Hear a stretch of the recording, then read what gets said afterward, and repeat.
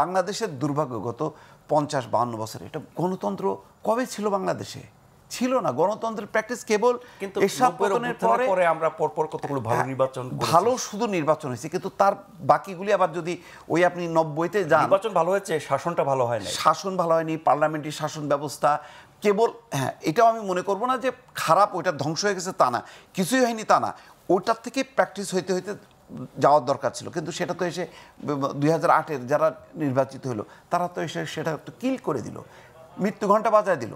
যেই দলটা ওই একইভাবে কিন্তু বাংলাদেশের এত বড় মুক্তিযুদ্ধ, স্বাধীনতা, গণতন্ত্রের জন্য, মানুষের অধিকারের জন্য ধাম করে বাকশাল করে দিয়ে শেষ করে দিল। তো আমাদের তো এক ফুট করে আপনি এই জন্যই বলছি যে আপনি যত সংস্কার করেন না কেন, ইলেকশনটা দেন, তখন তো আমাদের এই পণ্ডিতরা থাকবেন না। এতগুলো কমিশনের এখন প্রতিদিন যাদেরকে দেখি তারা তো থাকবেন না। কারা থাকবেন? রাজনীতিকরা থাকবেন। কে থাকবেন? সালাউদ্দিন আহমেদ থাকবেন, মির্জা ফখরুল্লাহ থাকবেন, আমির খসরু মাহমুদ চৌধুরীরা থাকবেন, জামাতের ওনারা থাকবেন। ওনারা কি করবেন? মানবেন? মানবেন না। শেখ হাসিনার আমলে 15 বছরে আমরা দ্বীপকক্ষের পার্লামেন্ট শুনি নাই, আমরা শুনি নাই হচ্ছে কি বলে সংখ্যানুপাতিক নির্বাচন শুনি নাই। মানুষের এটা ছিল ভাই রে একটা ভোট দে, সুন্দর করে একটা ভোট দে, নিরপেক্ষ নিউট্রাল যাতে হয়, ওইটা আপনি আগে দেন, ওইটা দেন, ওইটা দিয়ে বিদায় হন।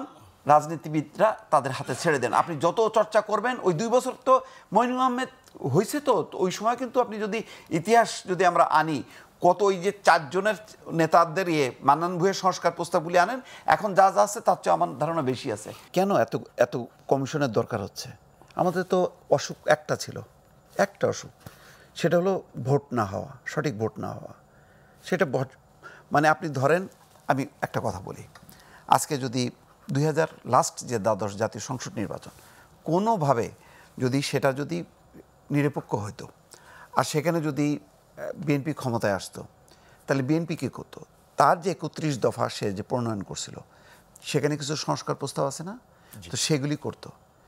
তারপরে অন্য দলগুলো এখন যারা কখনোই বলেনি সংখ্যানুপাতিক নির্বাচন, দ্বিকক্ষের পার্লামেন্ট, আরও কী কী সমস্ত কথাবার্তা বলতেছে, তখন মানে তারা এখন বলতেছে, এখন বুঝলাম যে এখন বলার সুযোগ আসছে। তো যার যার দলীয় ম্যানিফেস্টো নিয়ে মানে মূল বিষয়টা আপনি যদি ঠিক করেন, বাকিগুলি কিন্তু সমাধান হয়ে যায়।